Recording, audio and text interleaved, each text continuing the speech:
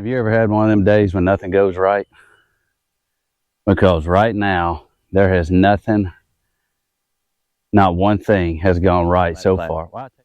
Hey folks, welcome back to another episode of Live in Texas, Hidden Spring Farm. As you can see in the background, all this dirt, if you recognize it from the other videos, yep, this is where I use the little tractor I cut through the terrace so we could clear a lane for a fence line that's going in here. That's what we're going to be working on today. We got our corner set in on the north fence. We got our H set on the north fence. Now we're going to be working on the south side over here. Y'all come on and join us. We're going to have a good time today. Just me and my boy working on fence line. As you can see, we pulled our strings already. And this is going to be the corner set right here. This yellow string that you see on the ground running this way, it goes right back up. And that's the corner set we did down there. And this is the area, if you're familiar with the videos, this is where we're going to have our cattle come in, get some shade, get out of the pasture over there where it's too hot in the summer. So the fence posts that we're going to use are old telephone poles that have been cut. And this one in particular, it's thinner at the top than it is at the bottom. And it has Crisso on it. And the only reason we're using it down here is because this is a low area down here, so there's going to be high moisture. So we're going to have it down here in this corner. That's going to be the toughest one for us to put in today, because the hose is going to have to be really wide, because that's really wide. And you can see they had cut a point onto this one. So we're going to have to compensate for that when we get it in the hole, getting it level and all. So this should be a chore, but we got to put in 5 posts today.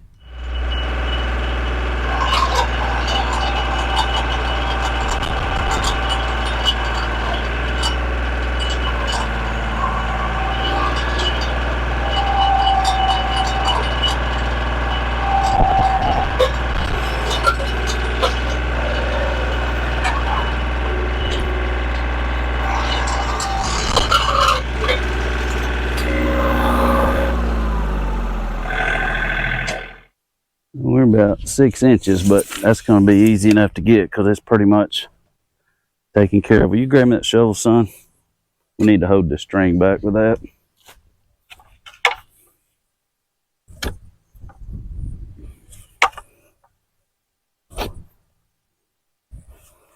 We try to get a solid 3 foot on every pole,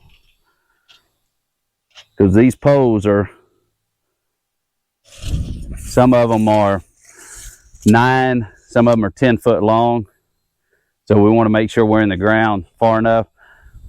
Once we get all the poles set, we'll come back and top them off with a chainsaw. But this first pole, we're hoping the bottom fits in this hole, because I think the pole is actually wider than our auger. So we're going to lift it with a strap, because we don't want to be messing with a bunch of this Crisso. We're going to lift it with a strap and get it put in.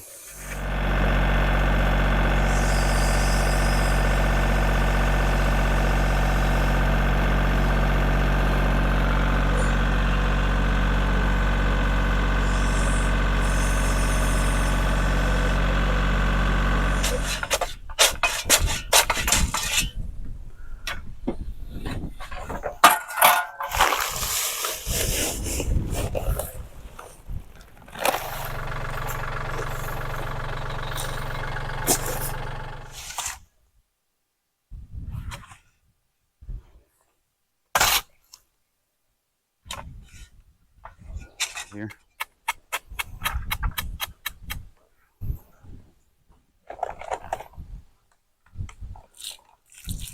Let's go.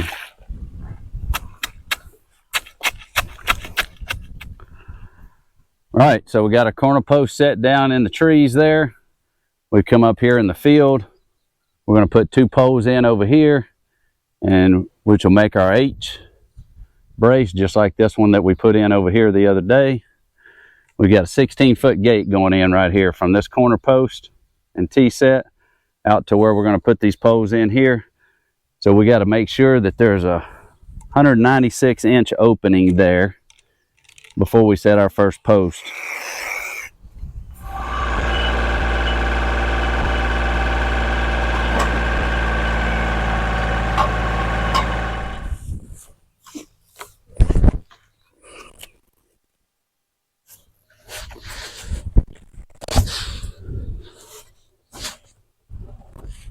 We're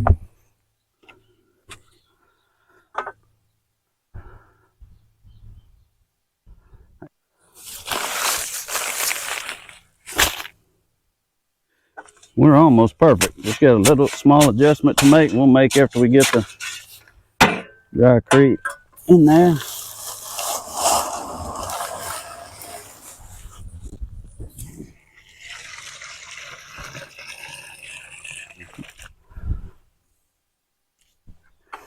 Have you ever had one of them days when nothing goes right? Because right now, there has nothing, not one thing has gone right so far. We blew a zert out on the back of the tractor. Grease is everywhere. The seal is out on our auger, so we've had to refill it twice with oil. The pole, I'll probably have edited it out, but the first pole that we put in kept getting caught on the tractor. It took 5 or 6 adjustments to get that pole because it's so long. 11 foot, I think, is what it was, something like that. So we had to raise it up with the bucket and to get it adjusted right, to get it high enough to get it in the hole. We have forgotten half the tools we needed. Yesterday we prepped for today, and somehow or another, yeah, leave it to me, I forgot about 2 or 3 of the things that we needed to have in the Kawasaki Mule to make this thing run smooth today. So listen, if you're ever watching YouTube and you see a perfect video, I got $100 that says it didn't go perfect. So if you're trying to get into YouTube at all, like we are, you probably need to be smarter than me, which ain't hard to do. Anyway, we're about to set this next pole and get out of the sun because I think the sun's baking us. It's hot today in Texas. We do have a slight breeze, but it is hell hot, real hot.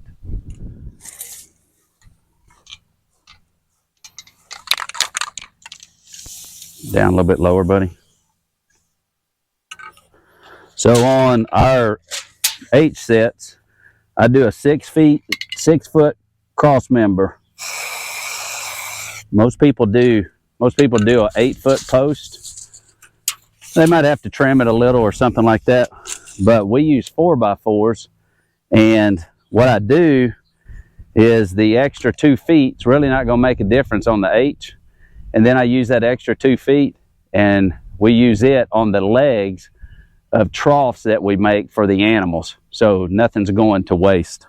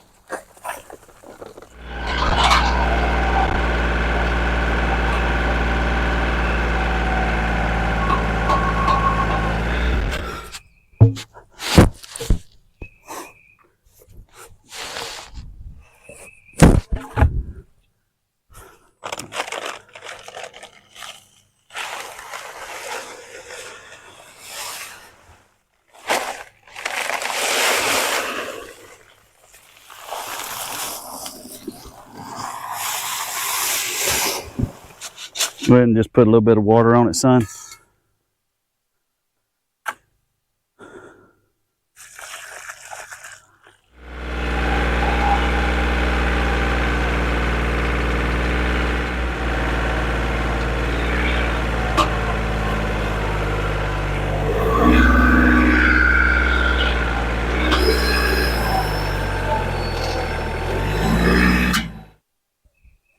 Last hoe, guess what?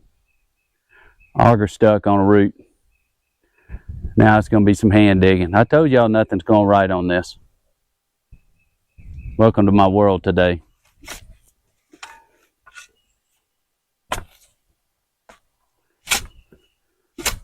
Now that you guys can see this, but this hole is full of roots, and I think we got into the root from this tree, and that's why this auger's stuck. And it's stuck again for another reason. That's my stupidity, thinking I could get just a little bit more before I pulled it up. As soon as you think you can get a little bit more, that's when it grabs.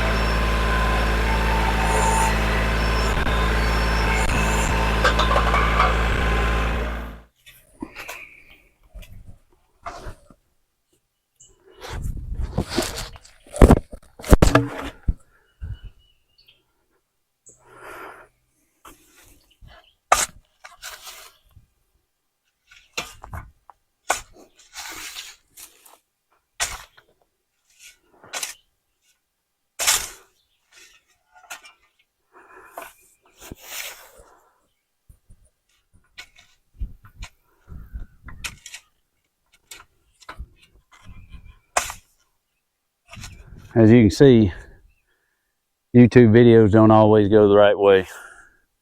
It's just like life. Some days you have good days, everything works just fine. Some days you have bad days. Well, for us, this is one of those days. It was a bad day out here. So our next step is to put our H bracing in, get the H bracing done down on the corner set. And we've got to set some T-posts on each of these lines and then pull fence. We'll see you then. Hey folks, welcome back. This is day 2 of working out here. It has been 2 days, maybe 3 if I remember right, since we had the problem in the beginning of this video of putting in the other post. That was a nightmare. We took the day off, the couple of days off to get other things done, try to regroup. There's nothing worse than having a bad day when you're trying to get something accomplished. So we had plenty of other things to do, so we just kind of put this part of the fence build on the back burner for a couple of days. So back out here at it today. We're going to put a H in here, and we're going to put a H in down on the corner set. And we might finish out the corner set. The only problem is that we're going to have to put up some fence before we do that other corner set. So a little bit of a decision there what we're going to do, whether we're just going to set this and get it ready, maybe add the T-post. So just in case you hadn't seen the video yet where we put in the post and did the H bracing and all on the north stretch of the fence, this is just going to be a real quick recap here. I use a 4x4 here with some brackets, level it out. Then I use 12 gauge barbless wire, which I wrap twice around and then twice around in the opposite direction, and I make an X to hold it real tight and all. So let's get busy and I'll show you that. All right, so the first thing I do is I get a measurement here, and it's usually going to be close to 6 foot, maybe sometimes a couple of inches over, a couple of inches less or something like that, but it's usually 6 foot. This is 6 foot 3. So I'm going to cut a 4x4, 6 foot 3. I'm going to put some brackets on it. We're going to screw that, level it out, and screw it in here before we start on the wire.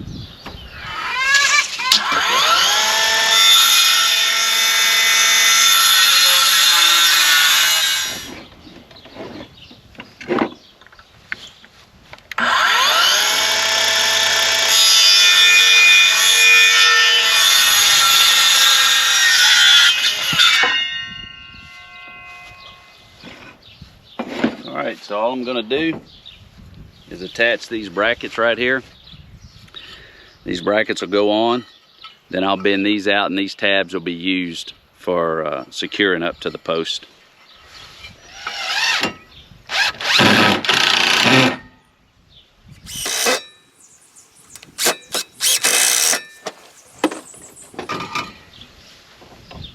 And after I get it secure, I'll go ahead and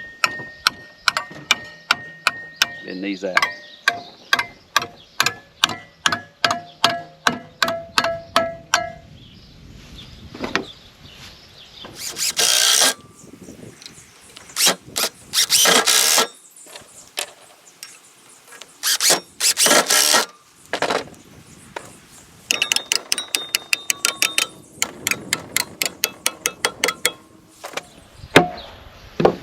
So the posts are 5 feet out of the ground.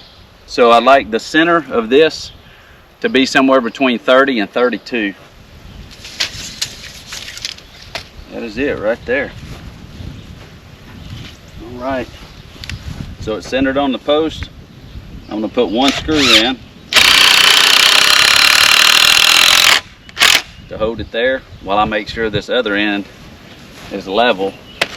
Then I'll secure it, make sure it's level to and fro, and we'll get it all screwed in. All right, we're good. We're going to secure it.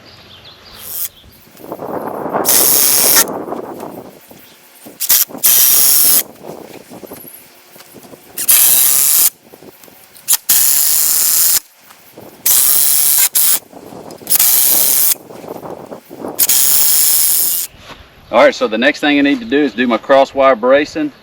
And one of the things I didn't do in the other video, because it had been a while since I had put some of these up, at least about a year.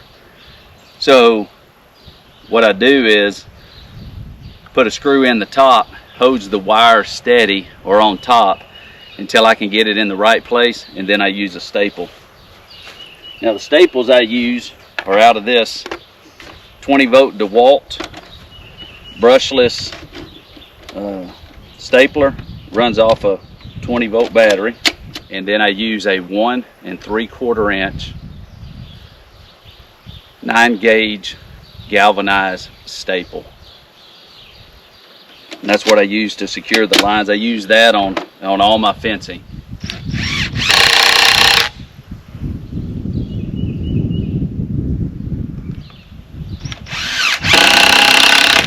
All I'm doing is putting in some screws to hold the wire when I put it up, instead of me trying to staple from the very beginning.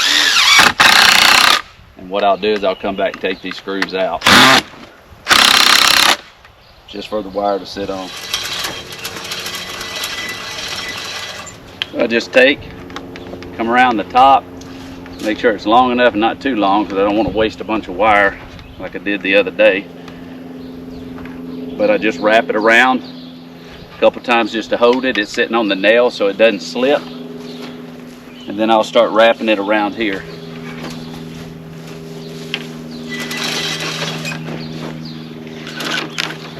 Put it under that screw that's on the bottom there.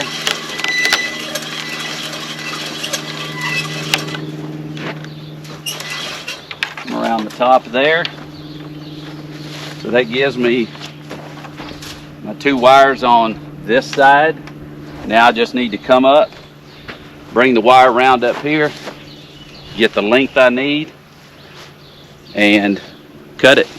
The grinder I'm using is this DeWalt 20-volt, but I really want to tell you about this Diablo grinding wheel. We are not sponsored by them at all.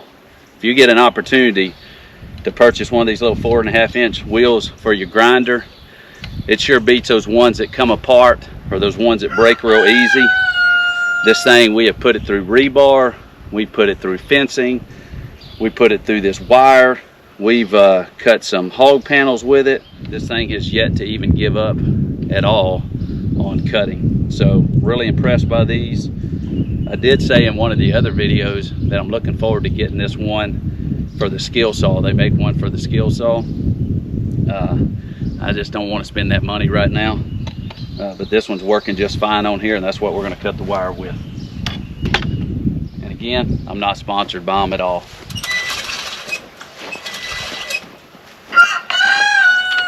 All right, so that goes around. I'm going to come down a little length.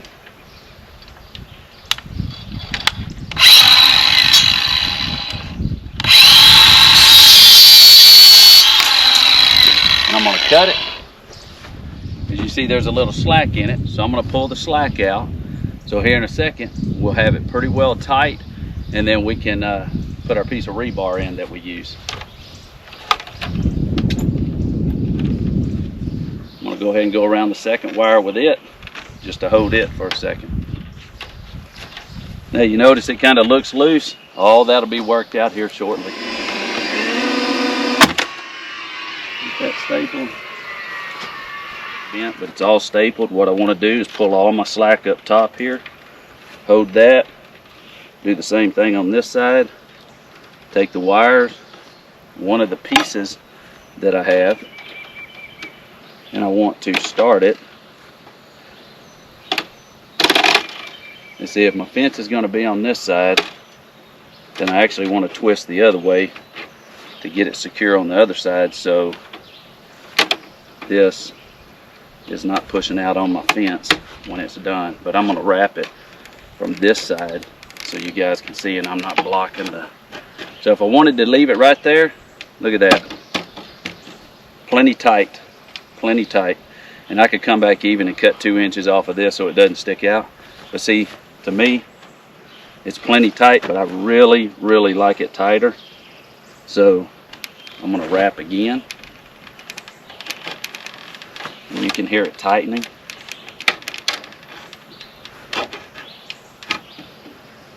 There you go. Look how tight that is. Look how tight that is.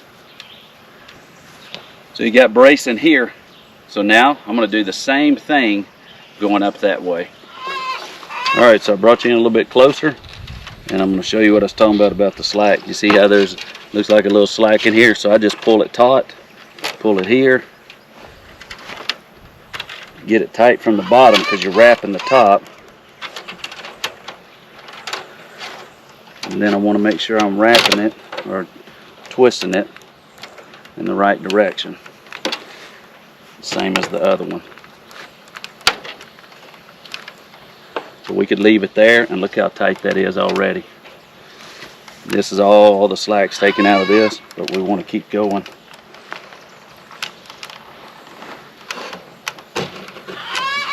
What that's like, I think we can do one more. And you got to be careful twisting this metal, because if it slips out of your hand, it's going to come back and hit you in the chest or the chin or something. Look at that, really tight on both of them. All right, so we're going to put an H set in here, just like we did just a few minutes ago. And that's what was keeping it back right there.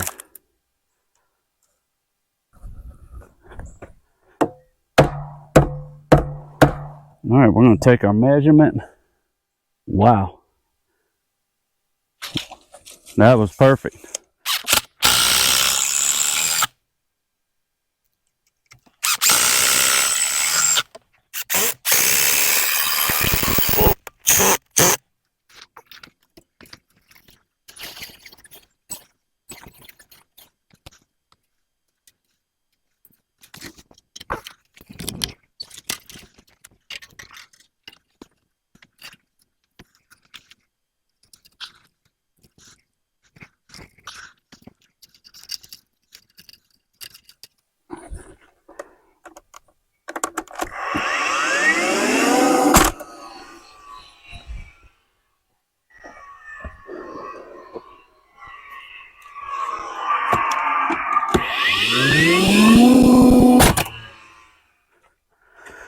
We want to make sure that we go under this, so if we ever have to tighten this one in the future, we're not fighting this other one.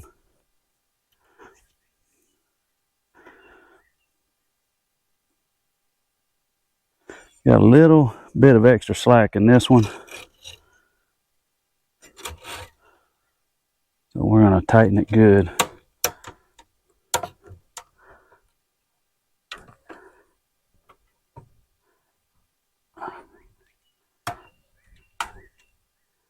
One more time.